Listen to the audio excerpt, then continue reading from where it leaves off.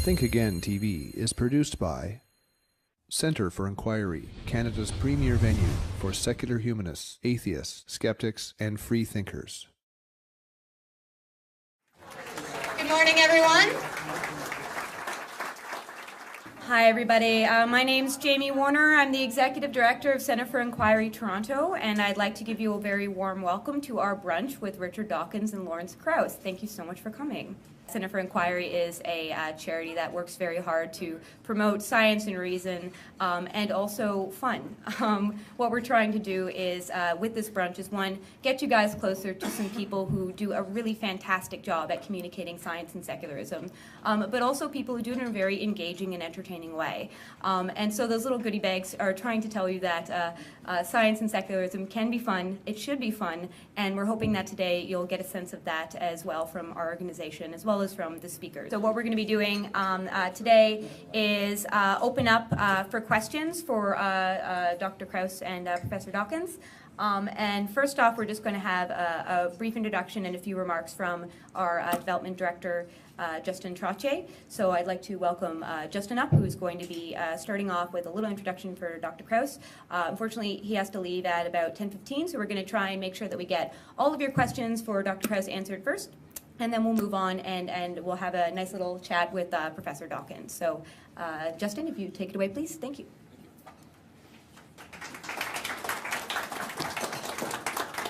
Thank you so much for being here. In the interest of time, I'm just going to dive right into this. We're joined by two of the brightest lights of our movement this morning, Professor Richard Dawkins and Professor Lawrence Krauss. Professor Dawkins, I will provide a more formal introduction to just after Professor Krauss has a chance to take your questions. Lawrence Krauss is being welcomed home today. He actually grew up in Toronto and studied at Carleton. He's the foundation professor of the School of Earth and Space Exploration and the director of the Origins Institute at Arizona State University. He was Barack Obama's 2008 Presidential Campaign Science Policy Committee member and has received awards from the American Physical Society, the American Association of Physics Teachers, and the American Institute of Physics. He's the author of several books, including The Physics of Star Trek, Quantum Man, a biography of Richard Feynman, and most recently, A Universe from Nothing, Why There Is Something Rather Than Nothing. Both of our distinguished guests are close friends of the Centre for Inquiry, and so it is real pleasure and honor to ask you to help me to welcome both of our guests, but in particular, we're going to be speaking firstly with Professor Lawrence Krauss.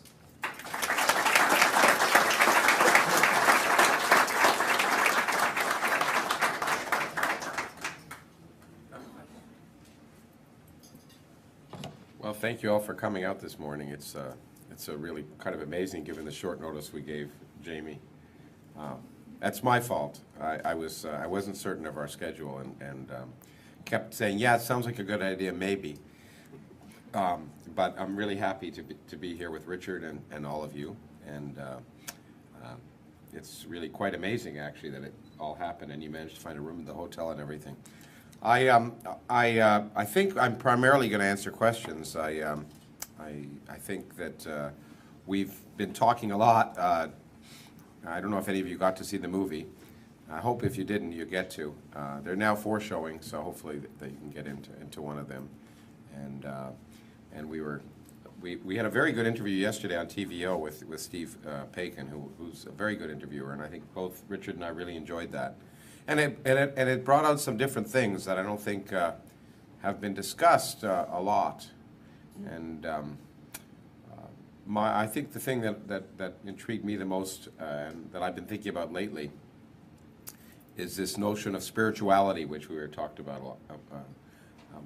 about, and the need to not just to point out the spirituality of science, but the need to point out that this vague notion of spirituality is exactly that, and that what it represents and what it doesn't represent.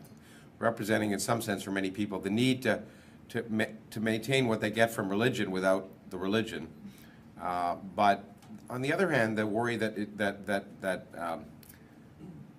it's so ill defined that it really doesn't provide what people really need, and it's a word that without meaning in large sense, and that I think we need to replace that that word with things that have more meaning in a real way. And so I've been thinking about that a lot lately, and planning to write about it. And so I'm glad it came up in the interview, and I'm glad both Richard and I got to talk about it. Because I do think that there's a two-sided coin here. One, the fact that the conventional wisdom is that science takes away rather than adding to people's lives. It takes away all the good things, and all those good things are provided by religion. And secondly, that somehow this need for something more cannot be satisfied by the real world is very disturbing, and I think obviously very erroneous. And I think I've been thinking about ways to try and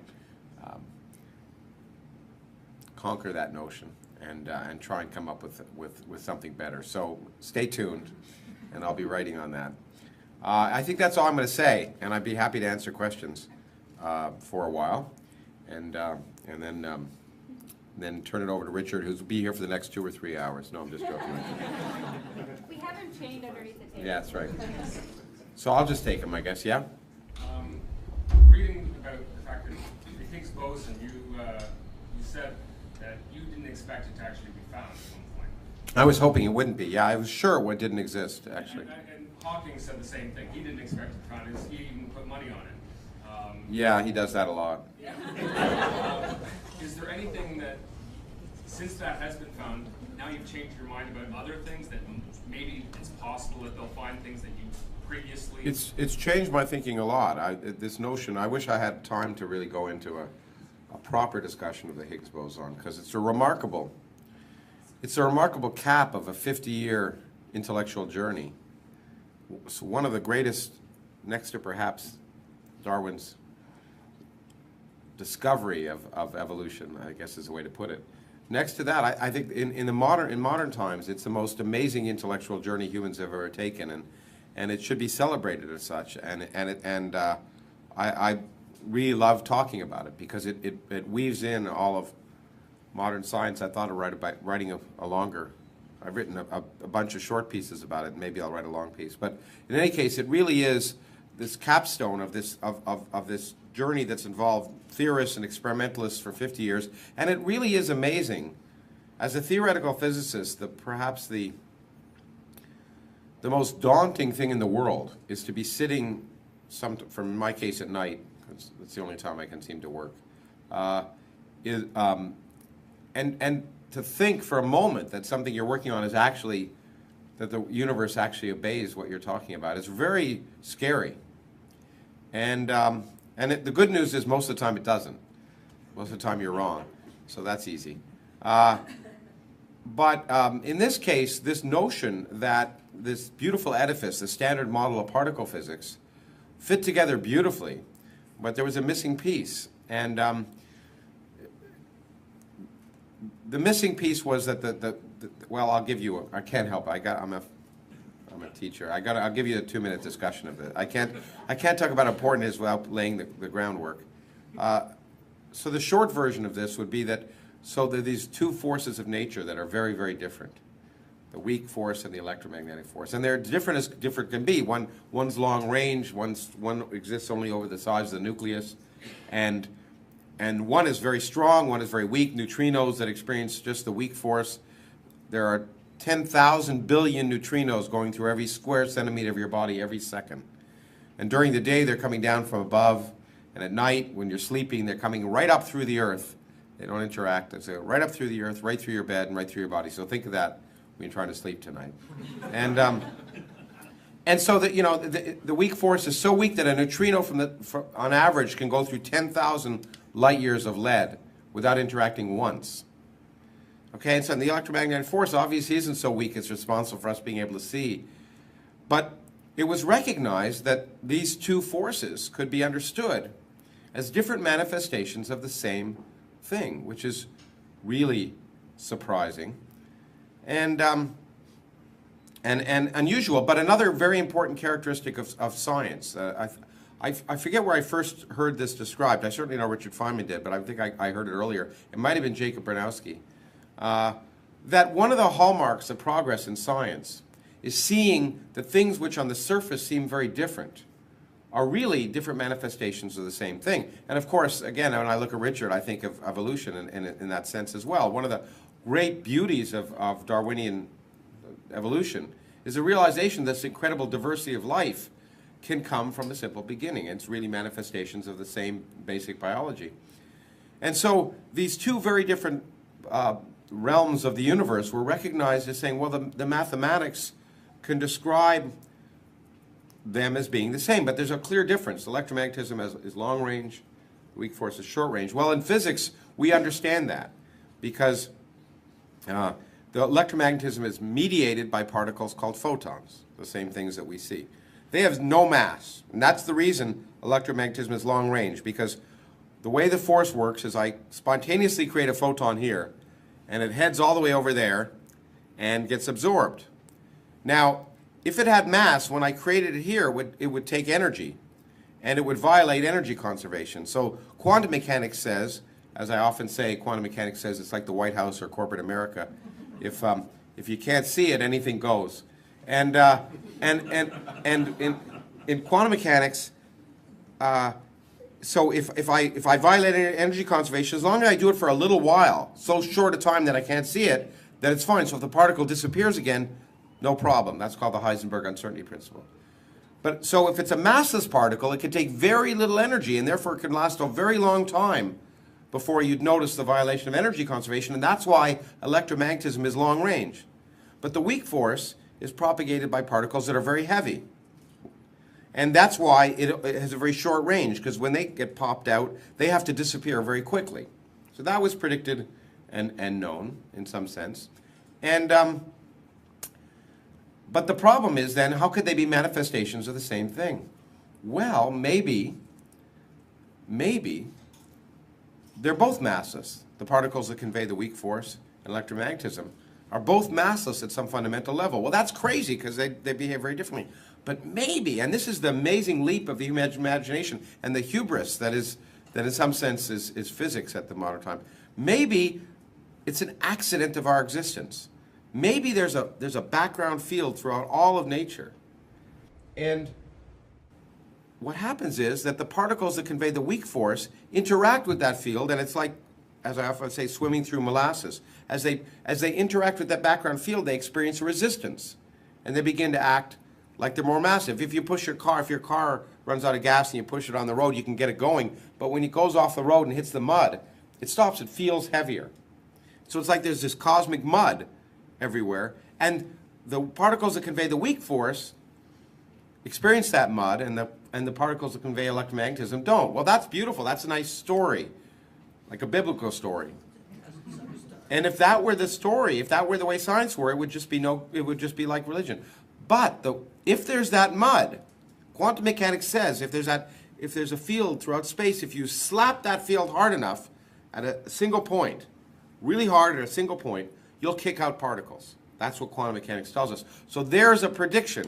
So we just have to build a machine that slaps empty space hard enough at a single point, and will maybe produce the particles associated with that field. The field's called the Higgs field, and those particles. And so one of the purposes of the Large Hadron Collider was to discover those particles by slapping empty space hard enough. It's really a kind of a S&M machine. I was sure they wouldn't see them. It just seemed like such a slimy, simple explanation. It seemed too good to be true to me. And that's why I was so surprised that that explanation is actually true. These particles exist. Now, for me, to answer your question finally, after a little bit of physics, the idea that these fundamental scalar particles could exist changes for me the entire picture of trying to understand fundamental physics. And I've been thinking lately a lot about the implications that may have for the dark energy that governs the universe. It opens up for me a whole range of explanations before that I hadn't considered, because I just thought the Higgs explanation was just too simple. And nature always surprises us. And this, it just seemed crazy that we would guess the simplest answer and it worked out. And so I guess I was surprised, as I am by being surprised. So that's a short answer to your question. Yeah? What do you think of Jason Lau, who says that we should be seeing a lot of stars being born and a lot of stars dying, a lot more than we are seeing today. And he says that's proof that, the Big Bang is not true and all those things are wrong. Well, I guess the evidence of the fact that I don't know who he is suggests that I don't think much of what he talks about, I guess. Maybe that's the only way I can put it, I guess, okay. I mean, it's obviously he's had no impact. I don't want to seem, well, I guess I don't mind seeming pretentious, it's fine. But I know of people whose work has an impact on my work. And if that doesn't have an impact on my work and all of my colleagues, then I don't know about them. But look, the important thing but let me be a little less facetious. There are lots of mysteries and there are lots of puzzles. And so when we measure things, we often see things that don't agree with our ideas. But that's the hallmark of science that's at the forefront. When you're tentatively looking at things, often you see stuff that doesn't seem to fit. Most often the anomalies are wrong. And in fact, we have to be, this is probably more important for this group. The easiest person to fool is yourself. And so we have to be on guard, not just about others, but we have to be skeptical of ourselves. That's probably the most important aspect of skepticism that I think I can convey. And that's particularly important for scientists. Because if you're measuring something and you find something strange, the most immediate response is, I've discovered something important. It's significant. And what you have to do as a scientist, again, as Feynman said, is you have to work equally hard to prove yourself wrong. That's right. You have to, most likely, you're making a mistake. And it's very, very difficult if you discovered something potentially wonderful, potentially earth-shattering, that something can make you famous, to have the courage, the intellectual courage, to say, it's probably wrong, let me figure out what I'm doing wrong. And so it's a really important process that experimental scientists, and to some extent theoretical scientists, but since I'm a theorist, we just talk, it's easier. Experimentalists actually do things. And to check your work and to try and prove yourself wrong. And then if you don't, your colleagues might. And so there are many times since I've been a scientist when, for example, I like to say, I was sure dark matter was real because it had died and been reborn so many times, and everything that's real has been reborn, as we know. Has been,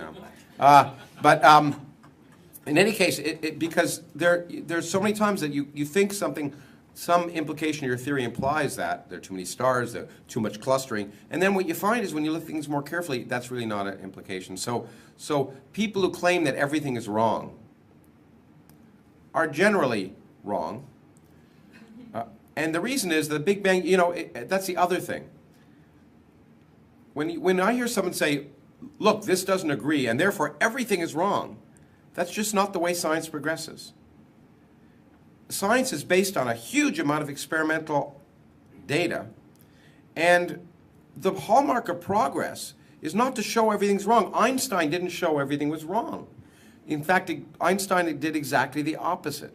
Einstein showed everything was right.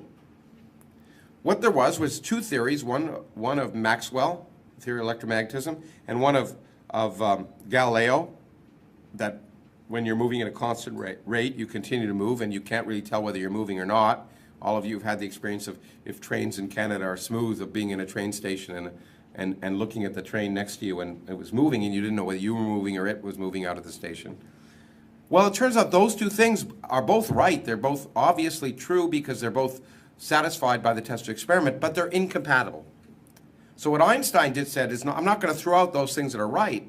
I'm going to show how those apparently incompatible things can be compatible, and it turned out the way to make them compatible was to show that time and space are relative, an amazingly brave thing.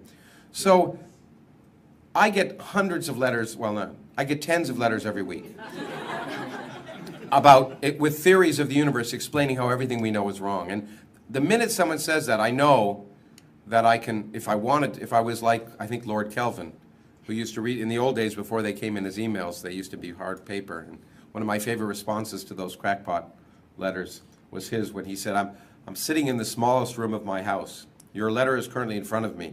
Soon it will be behind me. Okay, maybe one or two more, but we've got to go. One more, Jen.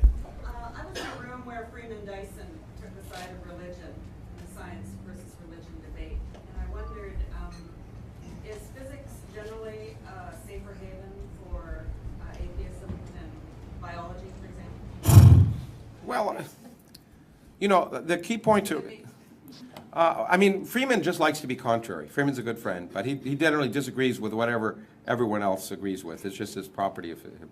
And I think part of his, I read when he won the Templeton Prize, I thought, great, this is a chance for them to really be told off. Because I respect Freeman greatly as an intellect. And I was very disappointed to see that he was so friendly. One of his kids is a minister, in fact. But the point is that the thing about science that people don't realize is that, as Steve Weinberg, who is an atheist, Nobel Prize-winning physicist, has said, most scientists don't think enough about God to even know if they're atheists. God is just irrelevant. So it's not as if physics or biology are one or more safe than the other. God doesn't enter into it ever. In any scientific meeting, in any subject of science, God is irrelevant. And so it's the same everywhere. And maybe I think I have to go. I'm really sorry. I wish I could stay with you longer. Thank you very much. Thank you so much.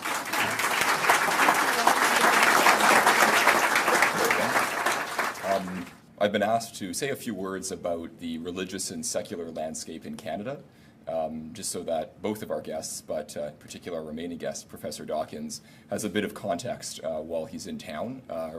He doesn't get the opportunity to be in Canada very often, and he and his staff have asked that we share a little bit of the insights about some of the concerns we have here in our home country. So I will invite you to complement my remarks by adding your own during our discussion period.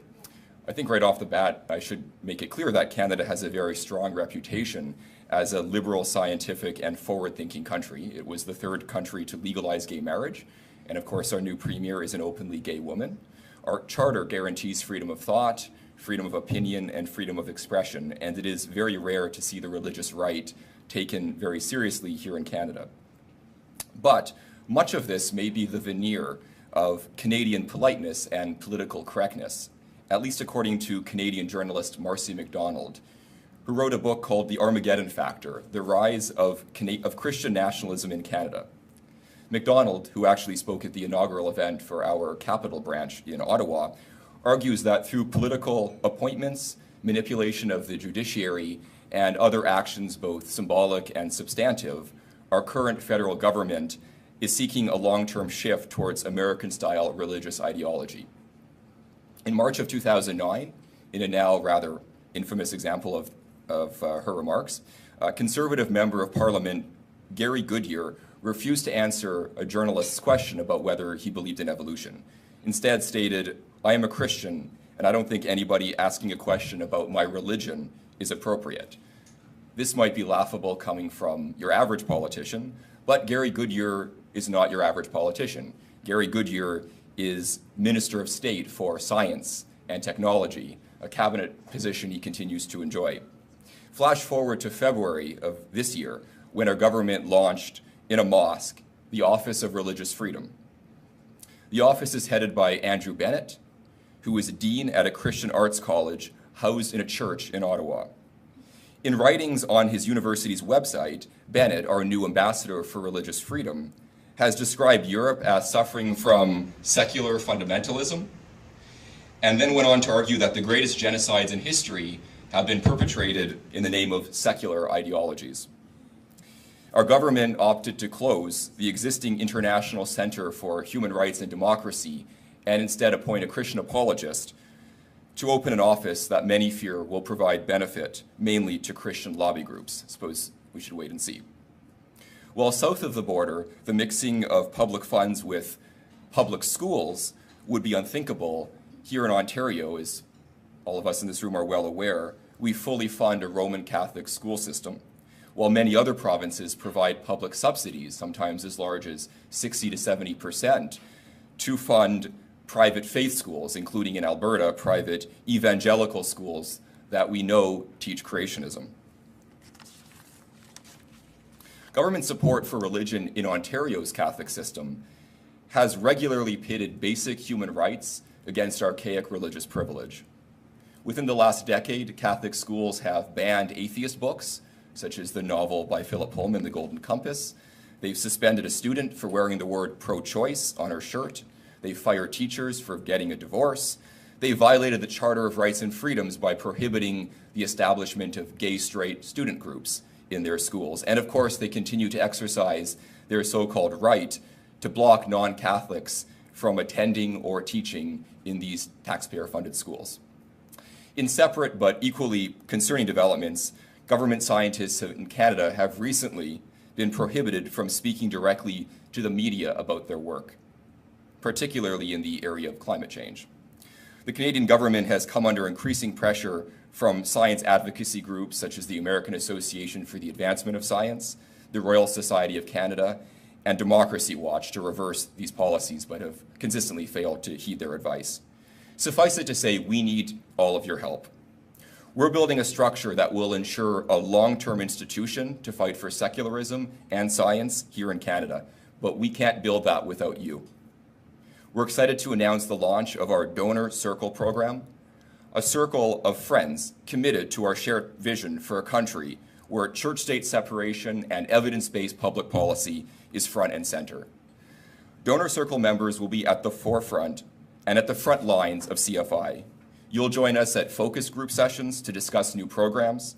You'll come out to brunch with members of our board. You'll be solicited for feedback on a regular basis. And you'll work with us to host special networking events as we seek to enlarge this circle. The Donor Circle program is available exclusively to members of the Centre for Inquiry who support our shared passion through a monthly contribution of at least $25 a month. There will be enhanced levels with added benefits. I'm hoping that each of you will join our circle, and so I want to be candid with you for a moment, to you, our key supporters. Many of you have watched with pride, as I have, as our organization has grown and matured. We've seen CFI establish itself as a key voice in the media, as a regular host to some of the largest free thought events in the country, and as a provider of key social and community services. But without a solid foundation, this may not sustain itself, nor provide a platform for real long-term positive change in our country. You've seen what we can do. We're asking you to give us the resources to continue to do this important work and to even expand upon it. A monthly donation on an ongoing basis is the single best way to guarantee the continued growth of the CFI. CFI is always busy. Tomorrow we're going to be joining an international protest against the arrest and persecution of Bangladeshi atheists and freethinkers. I'm sure many of you have heard about this tragedy that's happening in Bangladesh. We'll be at a public demonstration at nearby Yonge and Dundas, and if you'd like more details, please come talk to me. I hope to see many of you there tomorrow. There's a lot of work we have to do, and we're committed to that. If you need some inspiration, that's my transition to introducing our speaker, Professor Richard Dawkins, who, along with our other distinguished guest who had to leave us, Professor Lawrence Krauss, I think offer us a great deal of inspiration to continue with these important fights. Richard Dawkins was Professor for the Public Understanding of Science at the University of Oxford from 1995 until 2008. He's the author of many, many exceptional books: The Selfish Gene, The Ancestor's Tale, The God Delusion. He has received a great number of honorary doctorates, distinctions, and awards in fields ranging from literature to science. You probably know his bio about as well as I do, but did you know that he's recently had a genus of fish named after him? The Dawkinsia was awarded to Richard Dawkins for, quote, helping us understand that the universe is far more beautiful and awe-inspiring than any that religion could have imagined. And I think that's a really apt way to describe Richard Dawkins' commitment to fostering science education and defending atheism and non-belief. Please help me welcome Professor Richard Dawkins.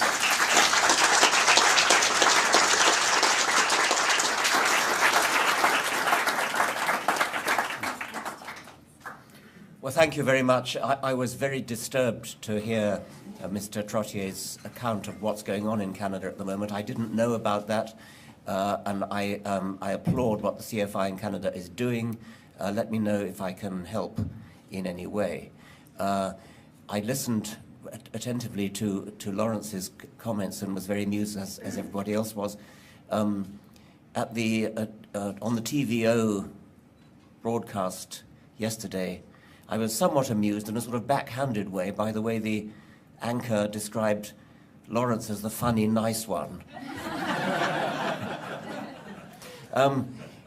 I was also amused to be reminded of when he talked about spirituality and Stephen Hawking. I was once at a literary festival in Britain, and Stephen Hawking was there, and I listened to his talk before mine. And as you know, he can't speak, and so he has to do it through a computer. It takes a long time to build up his words. So he can't really answer questions, but he gets questions sent in advance, and then his computer answers them. But they did allow one impromptu question from the audience. And a man stood up and said, "Professor Hawking, I wonder whether you feel that there's a spiritual dimension to the universe, whether there are more things in heaven and earth than are dreamt of in your materialist philosophy, Horatio." Went on and on and on about mystical things, and don't you feel that there's a mystical, spiritual dimension? He went on. And then Stephen then spent about 10 minutes composing his answer. And we all waited with bated breath for the answer to this question. And finally, it came. No.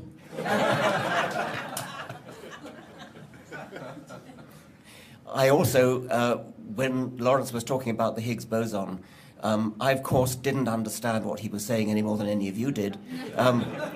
But I am very deeply moved by what's going on in modern physics. And I visited the Large Hadron Collider on 2 occasions. And I think on both occasions, it's fair to say that I was pretty much moved to tears by the feeling that this gigantic enterprise, put together by a group of people from all over the world speaking dozens of different languages, all aimed at understanding the very basis of the universe in which we live. And I really was moved to tears by that. And I tried to convey some of that in one of my books, The Greatest Show on Earth, tried to convey my feeling of poetic humility and being so moved by the Large Hadron Collider. Unfortunately, it all fell rather flat because there was a misprint in the book. Nobody's ahead of me. Large Hard-on Collider. I was shocked by some of the things that Mr. Trottier told us about. In particular, I think the Minister of Science, who when asked for his views on evolution, protested that it was no business of anybody else what his religious views were. I mean, that's pretty shocking coming from, was it the Minister of Science? Yes.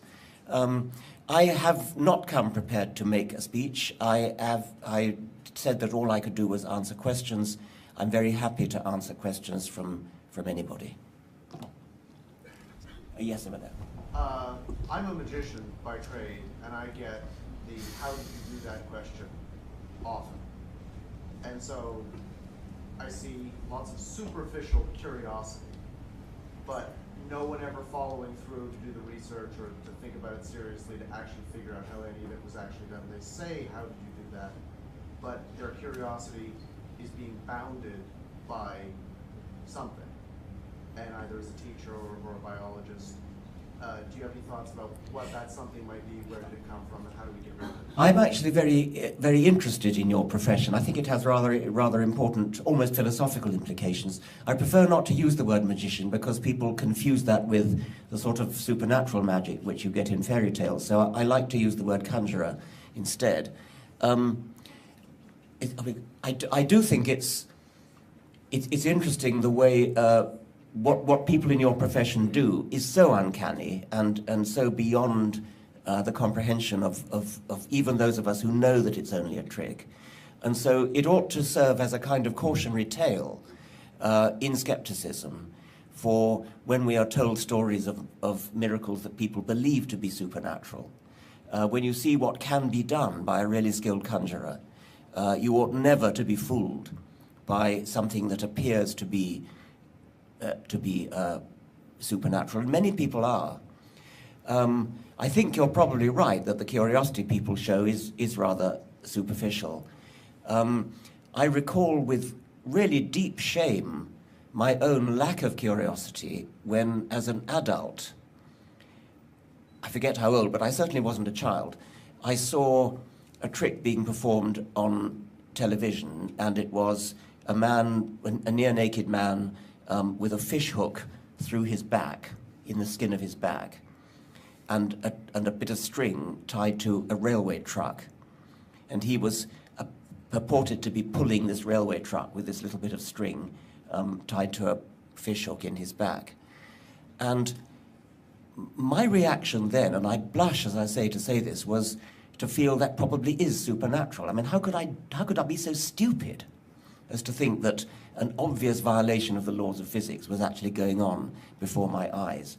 Having seen conjurers, this wasn't even a very clever conjuring trick. I mean, I'm sure it was just rather elementary to somebody like you.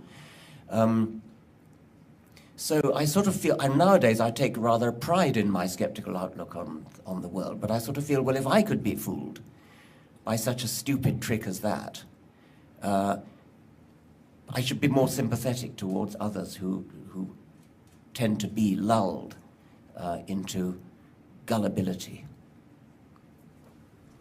Yes. Yes. I'm also a magician, I would say, perhaps, or thought to be one, because I'm entitled to use the title Reverend. And so within the religious community, we are often thought that we can do supernatural things. However, I'm privileged and humbled to be able to lead a community that is comprised predominantly of atheists and freethinkers and those who would eschew any label, and indeed would accept any of those labels myself. My concern is, and I'm wondering what your perspective is on the fact that within religious community, for good or for ill, communities have been able to establish an ethic, a system of morality by which they are able to be in common discourse with one another. And as we lose churches because we're failing to transition them, as I have been able to do with mine, at any rate that would suggest any kind of survival, we're losing that place where we can create that safe space for civil discourse to then inform civic discourse, and so have the conversations that we need to have with Lawrence around, you know, where is the ethical boundary to science? Is there one? Should we establish one? Should we have a rubric? And if we did, would we hold to it?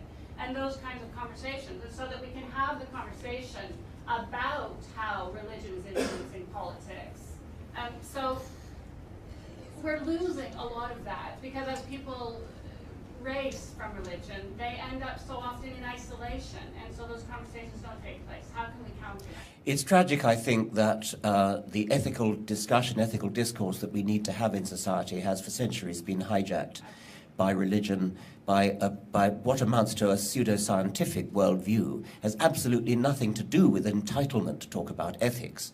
So we need to, one way in which I put it, I think I put it like this in the Melbourne Atheist Conference last year, is we need to take back the idea of intelligent design. We need intelligent design of our morals, intelligent design of our ethics, intelligent design of our society. We need to sit down together as rational beings, scientific beings, and decide, talk about, discuss, argue about, wonder about the sort of society in which we want to live, the sort of morals we want to obey, the sort of ethics we want to uphold.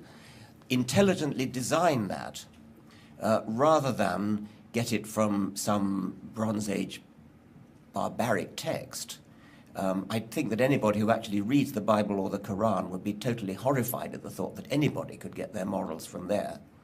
So we've got to get it from somewhere else, and we clearly do get it from somewhere else, because if you look at the social mores, the ethics, the morals that people have over historical time, they are labeled by the time in which they are talked about, not so much by the religious background of the people talking. When we today, whether we're religious or not, are 21st century citizens, and our morals and our ethics and our views of how to live are 21st century views. Some are a bit ahead of the curve, some are a bit behind, but we are, however far ahead or behind the 21st century curve we are unmistakably all 21st century people, different from 19th century or 16th century people.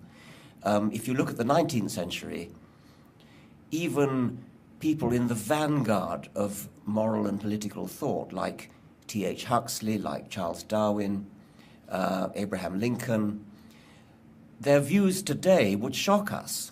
They're racist, they're non-progressive, they're sexist.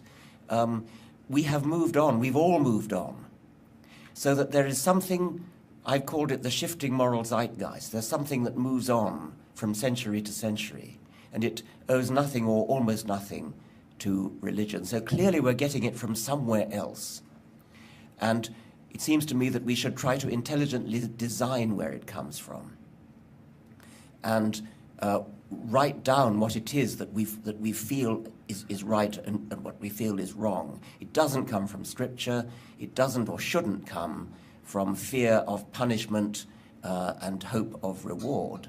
It should come from an honest, altruistic, socially conscious discussion of the kind of society in which we all feel we would like to live. And I think that we in the atheist community need to take a lead in that, having thrown away the biblical, the scriptural, and the, what should we call it, the moral blackmail origins of morality, and intelligently design our morality in socially altruistic ways. I think that you were next, yes. What do you think about the current wave of radicalism in the Middle East and North Africa and the future of it, and how it would affect political and religious structure in the United States? I don't know as much about this as I suspect you do. Like many people, I had been encouraged by the so-called Arab Spring, the wave of revolution that seemed to be spreading through the Middle East, the overthrowing of previously tyrannical dictatorships, and disappointed that this idealistic, as I had thought, movement seemed to be being hijacked by Islam. And I don't know what to suggest about that. I would think you probably have more ideas than I do about that. I think it's very sad, and I would like to think of, we should all think about ways in which we could try to help our rationalist thinking colleagues in those countries to take back the idealism of that movement. Well, what do you think the radicalism in that part of the world would help people like Rick Santorum and Sarah Palin and all those people, extremism? Well, there does seem to be a kind of unholy alliance between the nut jobs in, especially the United States. They wouldn't recognize that, of course, but there is a distinct similarity between them. Yeah. Yes. I'm interested in the evolution-creation debate, as you probably know, and I've been following your activities in Great Britain. Do you think creationism is becoming more of a threat in Great Britain than it used to be? It's interesting. Unlike in America, where, and I think that includes Canada, where the impetus comes from radical Christianity, from fundamentalist Christianity, in Britain it more comes from Islam. And my colleague, Steve Jones, lecturing in genetics in University College London to medical students, has Islamic medical students walking out of his lectures because he's lecturing about evolution. And I hear this over and over again from school children, school teachers in Britain. For a television program for Channel 4, I visited one of Britain's leading Islamic schools. And I'm sorry to say that in Britain we do have government-supported religious schools. One of Britain's leading Islamic schools, and I talked on television to half a dozen girls. The girls and boys are kept separate, of course. Half a dozen girls, and every single one of them was a young earth creationist, as was their teacher, and they were proud of it. And the teacher told me that everybody in the school was a creationist, and they were proud of it. They felt that the Quran was a leading scientific textbook. They explicitly said that if there was a conflict between what the Quran said and what science said, they would go with the Quran. This I find very upsetting, and it is a growing tendency in Britain. I'm not quite sure what's feeding it. I suspect it may be a kind of political resentment against what's felt to be a political neo-colonialist attitude of perhaps they feel it's fueled by racism. There's a kind of loyalty thing, that loyalty to Islam means you have to believe this nonsense which contradicts everything that science is telling us. I think it's very disturbing, very upsetting. I wish I knew what we could do about it. do you think of people like Michael Behe, who have their arguments, you know, bashed again and again, and yet they keep coming back with the same stupid arguments? And, you know, is it because they're too stupid to understand what they've been told, or is it because they feel like lying? You know, are they lying for Jesus? What do you think? I don't think I should try to get into the mind of Michael Behe. I don't know whether he's dishonest or stupid. He's been publicly disowned by his own department in, what is it, Lehigh Valley in Pennsylvania. He goes on, as you say. He gets, of course, enormous encouragement. I mean, he's a poster boy for creationists, even though actually he believes in what he calls intelligent design and specified complexity. But, I mean, he believes in evolution. I mean, the creationists who make him their poster boy kind of rather gloss over that fact. It's just that he believes in evolution with God helping it over the difficult jumps.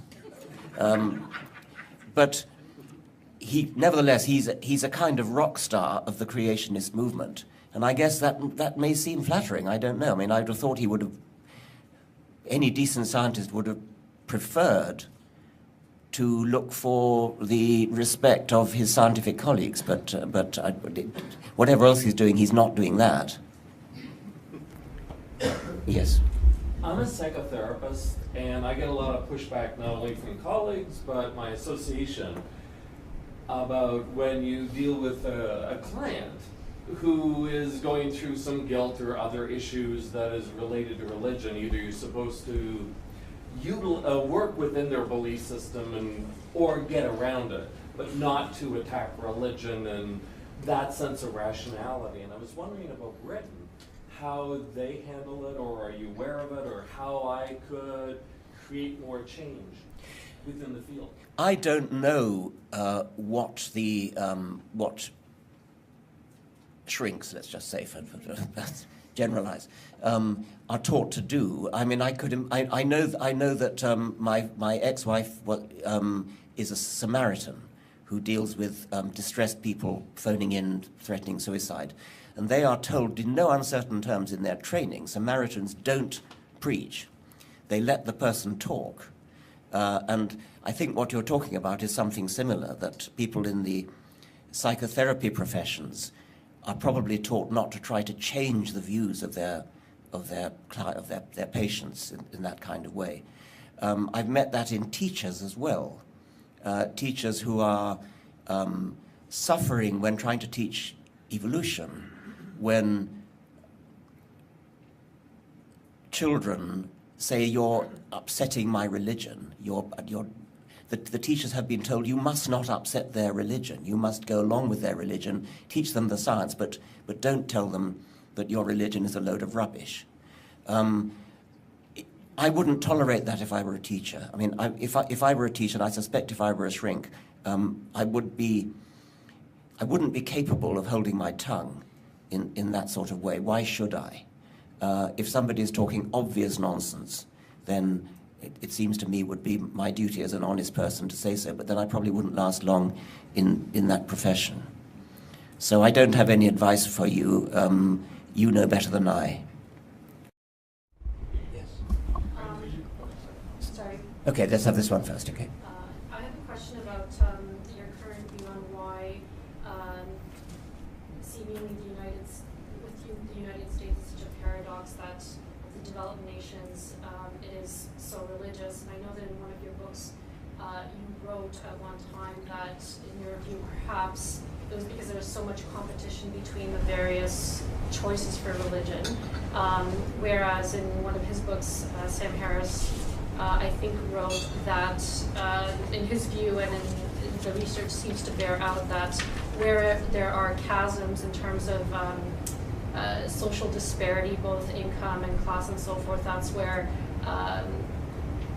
religiosity really takes root. And in his view, that was why, I guess, the United States is so religious as an aberration in developed nations. And I know it was a while ago since you wrote that in your book, and I was just wondering, like, what your current view is, why the United States is so religious, Okay, the question is about the anomalous position of the United States in Western civilizations in being so much more religious than anywhere else. I don't know where Canada stands on that, by the way. Can anybody tell me? Coming along behind. Sorry? Always in between your... Always in between, okay. Canadian way. But if you, if you look at the figures for all sorts of indices of religiosity, it is true that the United States is way off the picture. It doesn't fit in with anything else that you might expect from looking at Western Europe. It's much more in with the Islamic countries. You have to go right over Europe to get anything similar. And the questioner mentions two things. She said that one hypothesis is that because the United States is founded in secularism, the founding fathers were all secularists. They were either deists or if religious, they kept quiet about it. They didn't feel that it should have anything to do with government. Because there is no established church, whereas in Britain, in Scandinavia, there is an established church. In those countries, the established church has seen to it that religion has become boring and tedious and nobody cares about it. It's just what you do when you're born, get married and die. And it's responsible for state ceremonies, state funerals, state weddings and things. But nobody really takes it seriously. Whereas in America, where there is no established church, this freed up religion to become free enterprise, to become big business, to become, to use all the slick techniques of advertising. And so you get these mega churches, and I visited one or two of them. They're very frightening places. The other observation which the questioner made, and I think she probably got it from the work of Gregory Paul, she quoted Sam Harris, but I think it comes from Gregory Paul, that if you look worldwide and if you look within the states of the United States, you find a correlation between religiosity and poverty, religiosity and lack of social benefit, social caring. In those countries and in those states within the United States where there is a lot of social welfare, you get low levels of teenage pregnancy, low levels of abortion, and so on, that's where you get the least religion. You get the most religion where all the indices of social distress are high. Which way the causal arrow goes is open to debate, but there does seem to be at least a correlation there. I've heard a third hypothesis about the United States, which is that being a society of immigrants, so many people arrived in the country bereft of their extended family support groups that they left behind, for example, in Europe, and needed some substitute for the sort of grandmother figures and the uncles and aunts and things that provided the support system in extended families. And churches stepped in and provided that. I don't know what I think. I've told you about three different hypotheses. There's clearly something odd going on in the United States that leads to, well, the remarkable phenomenon that anybody could seriously consider voting for Sarah Palin. I mean, how could you imagine a civilized country in which that could possibly happen? So there is something odd. Fortunately, it's almost as though I think the United States is dividing into two species. I mean, there's just I've actually never met anybody who voted for George Bush, I don't think. But that just means that I don't mix with those people. By the way, the question came up, went to Lawrence Krauss about whether physics was more predisposed to religiosity than biology. And it is true that, actually no, that's not really relevant to this question, is it? Yes. Oh, you've had one already, haven't you? Yeah, sorry. Oh, you didn't? I beg your pardon. Okay. I'm often intrigued by the decline of science support among the political right, and especially obvious in the last 20 years. So 22 years ago, the Soviet Union collapsed, and until then, there was an external threat to Western society. It was the scientists who developed new weapons and laid the groundwork for prosperity, economic growth. So, say in the 1960s, scientists were 1950s, 60s. Scientists were at the center of society, and were really important to in the struggle against the others, against the Soviets. And when the Soviet Union collapsed, that sort of disappeared, and particularly on the right side of the political spectrum. Is there anything that can replace that external threat to?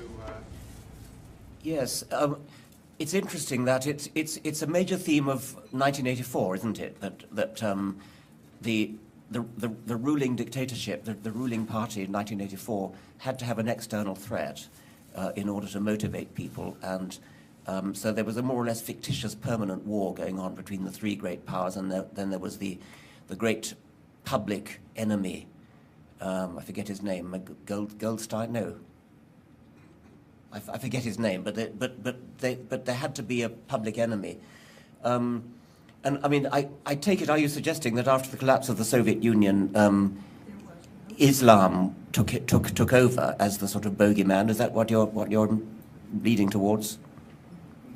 I see more the lack of that external threat, and this is more for the political right that kind of needs this threat.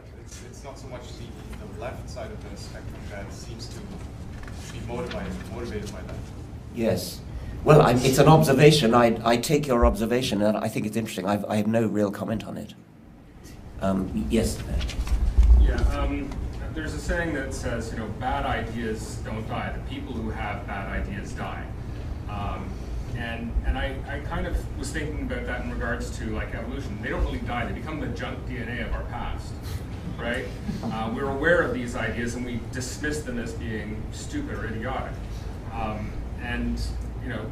Do you see a point where, like, obviously 19th century, I think somewhere in the book was saying about Newton was a Christian, but then of course everybody was back then, and now we don't have that happening anymore, that Christianity, Catholicism, religion in general is becoming part of our junk DNA.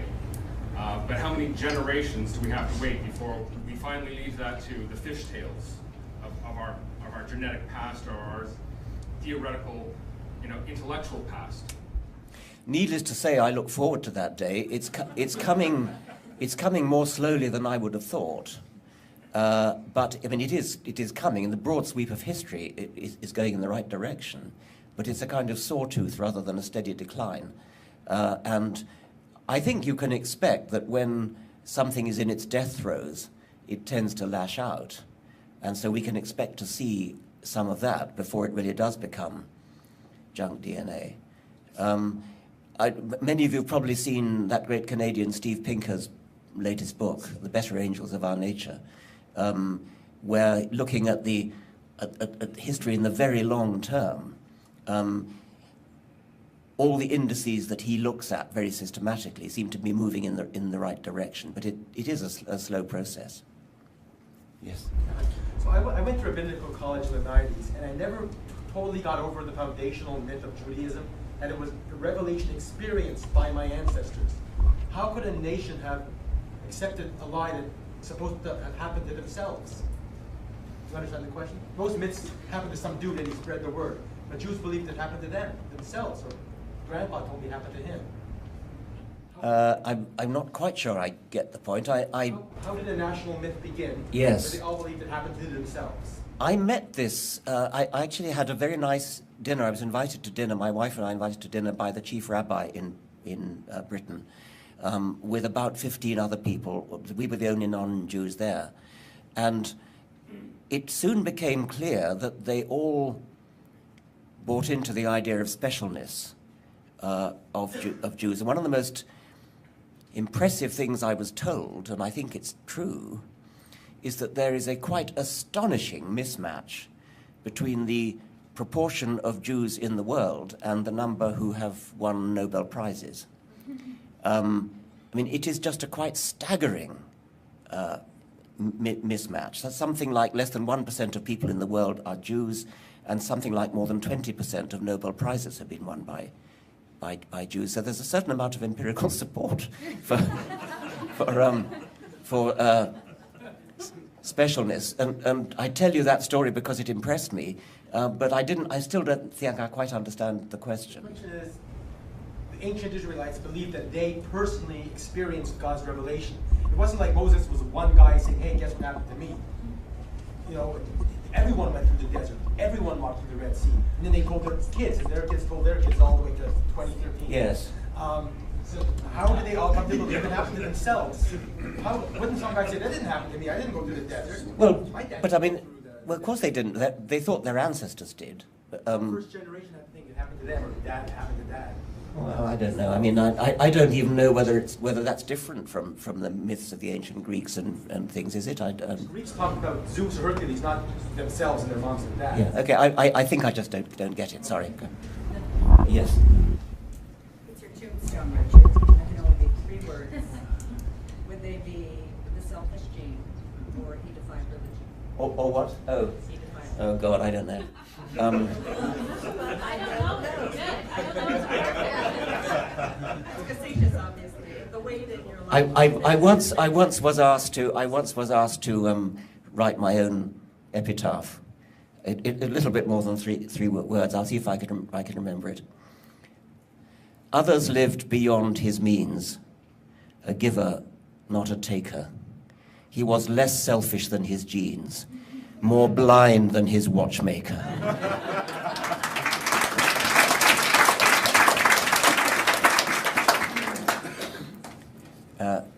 Yes. Yeah.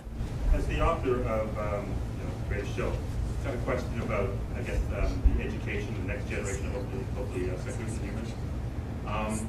Everyone in this room is pretty familiar with the notion that, of the position that humanist movement, science movement, critical thinking movement is somehow devoid of some spirituality or something of that nature. Everyone in this room is also familiar with the notion of this tremendous awe we found in the universe. My question, I guess, has to do with, in approaching young people, in educating young people, getting them involved in science, do you think that, how do you see the role of awe? To me, I think it's somehow a little bit at odds with the notion of critical thinking, this sort of poetic, emotional response to the wonderful nature of the universe. And yet, I think it's a powerful motivator. Should it go first in our discussions with children to get them to become critical thinkers and humanists, or is it something that should come as a result of that understanding? I don't see the conflict between critical thinking and the sort of poetic Carl Sagan-esque response to the universe. I'd like to think they both go together. Since I mentioned Carl Sagan, most of his books are evocative of the sort of poetic response to the universe that you're talking about, the pale blue dot and things like that. The Demon-Haunted World does too, but the Demon-Haunted World very much focuses on the critical aspect, and the two seem to me to be joined together in a very happy way. Carl Sagan said, when you're in love, you want to tell the world. If you're in love with science, who wouldn't want to tell them something like that? Who wouldn't want to tell the world about science? When talking about education of science with children, I am a little bit at odds with a fashionable view, which is that the best way to teach science is as a practical subject. So is this microphone popping and make it? Should I just try not to use it at all? Would that be better? This is fine. There is a view that scientific education should be practical, that children should be immediately given a test tube and a Bunsen burner and told to make bangs and smells and things. I do find a bit of a mismatch between that and the Carl Sagan awe at the sight of a galaxy approach. And I'm for the Carl Sagan approach rather than the Bunsen burner approach. We do need the Bunsen burner approach in order to educate a generation of children who will become practical scientists, and we need to have scientists. But there's an analogy, I think, with music here. You can become a lover of music and a well-informed, educated lover of music, actually quite knowledgeable about music, without ever learning to play an instrument, without having to go through the discipline of five-finger exercises on the piano or violin or something. And I think that perhaps we need to understand that you can teach science without a Bunsen burner, that you can teach appreciation of science. And students who are not becoming specialist scientists do need to have science appreciation courses which open their eyes to the wonder and the glory of the world in which they live, the universe in which they live, as seen through the eyes of science. I suspect that some of those people at present are rather put off by the fact that in a science class, the first thing, and almost the last thing they meet is a Bunsen burner. Yes. Science question, epigenetics. Oh, not the epigenetics question. No. Sorry. I beg your pardon. I'm just so bored with epigenetics. I recently rewatched your interview with the creationist Wendy Wright, and I was wondering if you made any special preparations, like Zen meditation before you did that, because your patience was superhuman. Yeah. I don't know how many of you have seen this. It does seem to, it comes up on Twitter a lot. It seems to be, I've never tweeted it, but obviously somebody has. So how many people have seen this? Oh God, everybody's seen it. Any preparation? Yes, the director, who's a very wise, sympathetic man, said, "You must not lose your temper. You must keep calm. You must be polite." And so I was going into it, I must be polite, I must be polite, I mustn't lose my temper. And, well, I like to think I succeeded. I mean, it was, show me the evidence, show me the evidence, show me the evidence.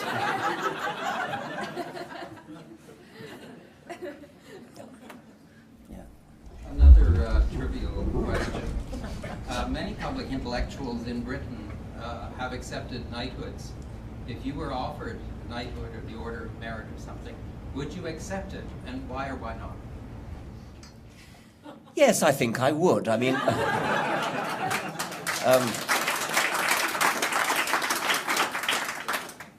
I shall make no further comment.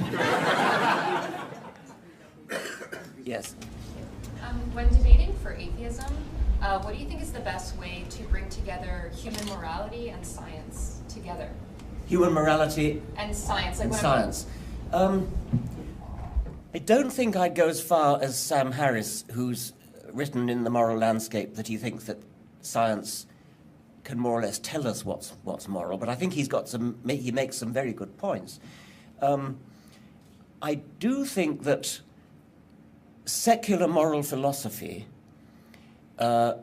is what should inform our moral discussions, and this is a scientific way of thinking about moral questions.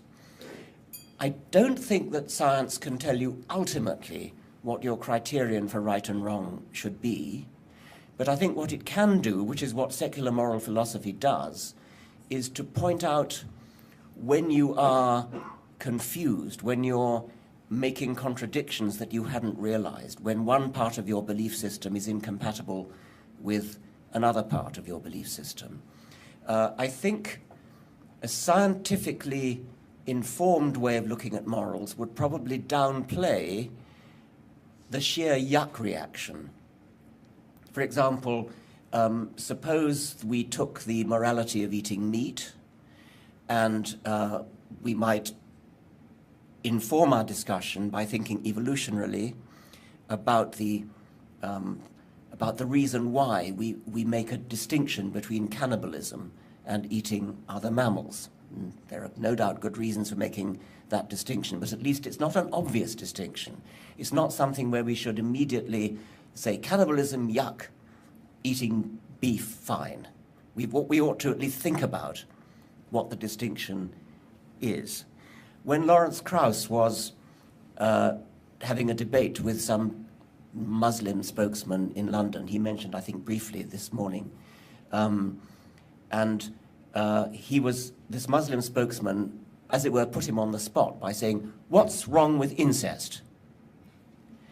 And Lawrence very sensibly said, "Well, I'm not sure that there is that much wrong with incest, really. I mean, if there's no danger of children being born," he sort of went through all the reasons why one might be against incest. And then he said that you need to come up with some sort of a reason why incest would be wrong. The Muslim audience was horrified. I mean, they sort of gasped that anybody should consider the question in a sort of rational way. suppose that on sort of Peter Singer type animal liberation grounds, we decided we didn't want to kill animals, but we did want to use tissue culture of animal tissue, of say muscle tissue, so that there's no killing, no distress, no suffering. We tissue culture fake beef, actually get cow muscle cells and tissue culture that make steak. Many people would have a sort of yuck reaction to that, but not so much as if you said, well, what if you did that for human muscle? Tissue culture cannibalism. Again, many people would immediately have a yuck reaction to that. Cannibalism, horrors. And yet, if you actually step back and think about the morality of it, nobody's hurt, nobody's being distressed, nobody's being killed. But we've got this kind of atavistic horror of the idea of cannibalism. So I think that a scientific way of thinking about morals can get us to think in more adventurous, more imaginative ways. There are slippery slope arguments, which I'm not so scornful of as some other people are. I think that you have to be alive to slippery slope problems. For example, if it was suggested that although we shouldn't kill humans to eat them, what about road kills? The person is already dead. I would be against that. But it is important to say why. And in my case, I think it probably would be a slippery slope argument. We've got a taboo against cannibalism, which is probably a wise thing to have. Then there's the consideration that the relatives of the deceased might be distressed. So, okay, I've probably talked enough about that. I think we've had one from one other. Sorry, yes.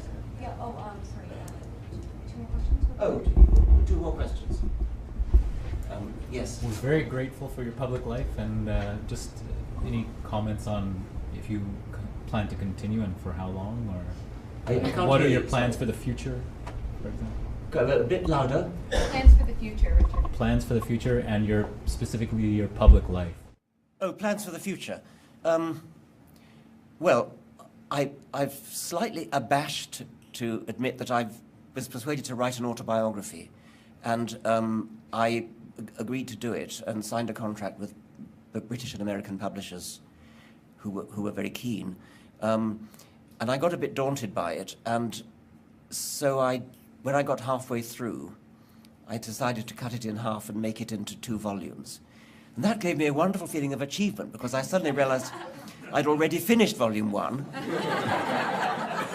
And so I took volume 1, indeed it is now in proof. I have the proofs in this hotel, I'm working on them now, up as far as finishing my first book, The Selfish Gene, which did mark a kind of natural dividing point in my life. My life did rather take off in a different direction after that, so it's a fairly logical place to stop.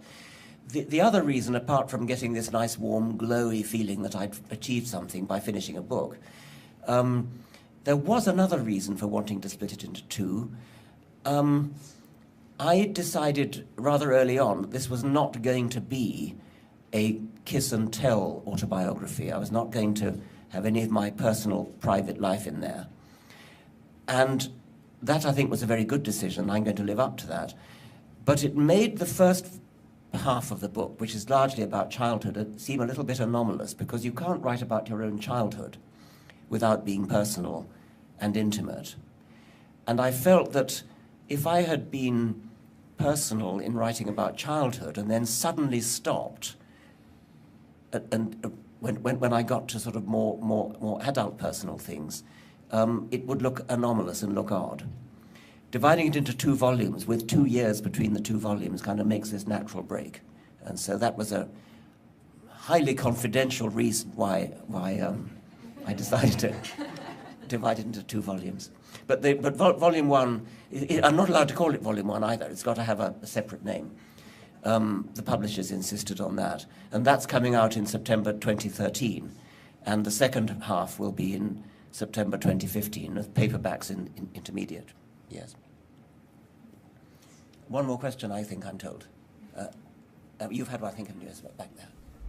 Just a question with your background in evolution and your early adoption of computers. We seem to be locked in like a vicious circle with regards to technology, that we keep inventing more faster machines, more complex machines, and our civilization gets more advanced and needs more complex machines to take care of it. Do you foresee this as an expression of evolution, that we are essentially transiting, or we're essentially doing a job of transiting life from biological to possibly electronic in the future? Yes, this is the sort of science fiction question which I am interested in. I mean, I think that it's a not unreasonable speculation that in some thousands of years' time, there may be a group of silicon beings sitting in a room like this, speculating about the possibility that way back in the dawn ages, there may have been some soft, squashy, sort of water-based, carbon-based life form that perhaps gave rise to us before silicon life came along. I think it's a not unreasonable science fiction plot. Yes, they would. Yes. They would have creationism, that's quite right. But I think the question was going on, was asking the possibility that they might evolve, and it is a genuinely interesting point that evolution, which I would put my shirt on pretty much having to be by natural selection, if it's going to produce the kind of adaptive fit, the kind of illusion of design that the living things so spectacularly show, that evolution by natural selection doesn't have to be based upon the sort of genetics, the sort of physiology, the partnership between DNA and protein that we know about. There are other media in which natural selection could take place and could give rise to the same illusion of design. And computers, technology, software, the internet could provide the kind of infrastructure which in life is provided by the DNA, RNA, protein partnership. And once you've got the infrastructure provided by the computer world, artificial life could take over in an evolutionarily non-designed way. The computers that are run on had to be designed, but the evolution itself could be non-designed. And the research that's been going on in the field of artificial life is just in its embryonic stages at the moment, but I think it could be really big in the future, and I won't be around to see it, but it could be both exciting and frightening at the same time. Thank you very much. Thank you.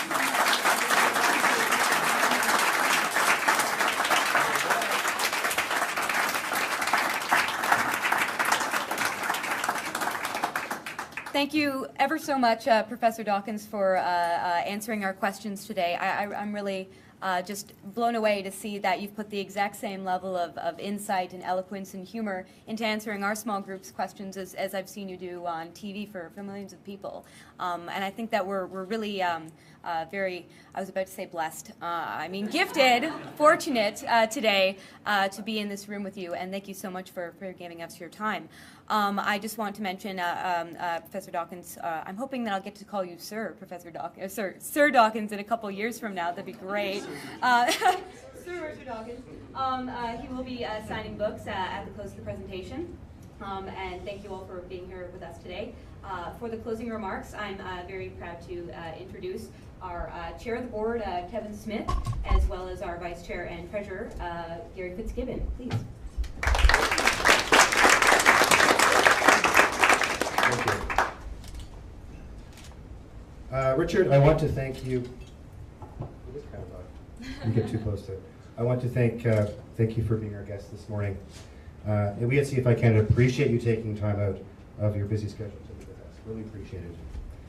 I would also like to thank our Toronto branch director, Jamie Warner, and her team of volunteers here in Toronto for organizing this event. On short notice, as Lauren said. The last time I was at a breakfast function was when I attended the National Prayer Breakfast in Ottawa a few years ago. I had not flirted with going to the dark side. I was curious to know what these religious types do behind closed doors. There weren't any surprises, as it was true to the name prayer breakfast. We ate breakfast, and they prayed and prayed and prayed and prayed. I noticed that the Christian organizers invited people of different religions to attend, which I thought was considered admirable of them. I pictured those who followed Judaism and Islam all praying and eating together with the Christians, one big happy Abrahamic family for a change. However, when my breakfast was served, I noticed a heaping pile of pork sausages on the plate. I thought perhaps it was a kind of odd sense of evangelical humor. But the prayer breakfast left me with a bad taste in my mouth. It wasn't just me eating the greasy sausages.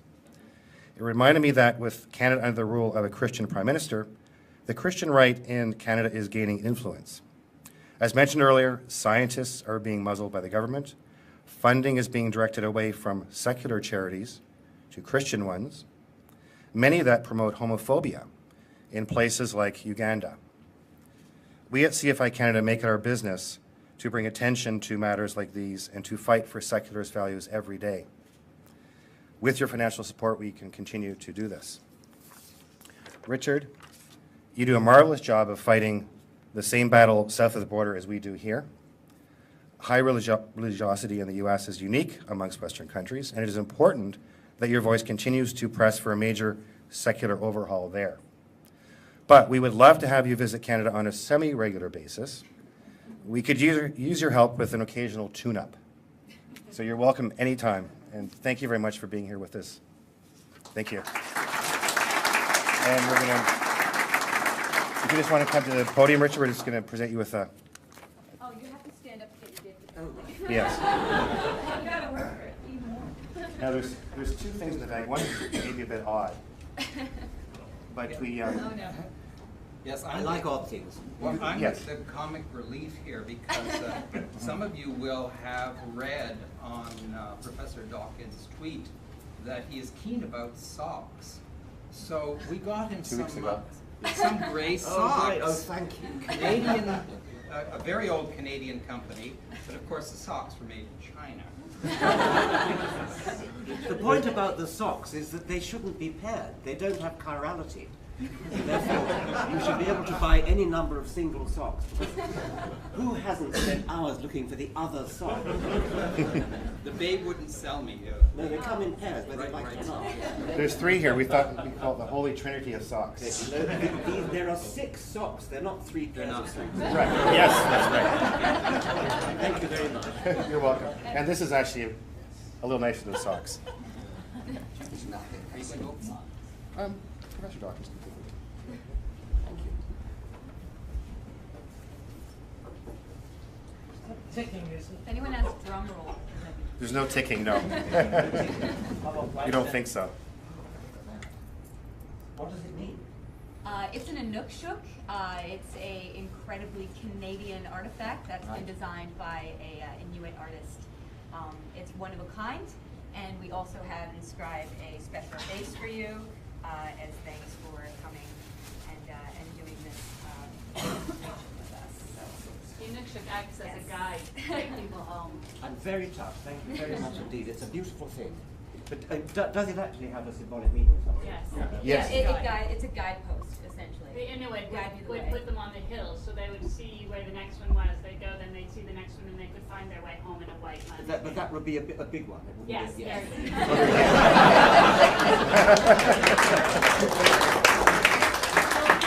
When you're served. Thank Then you you'll very have much. it. Thank you.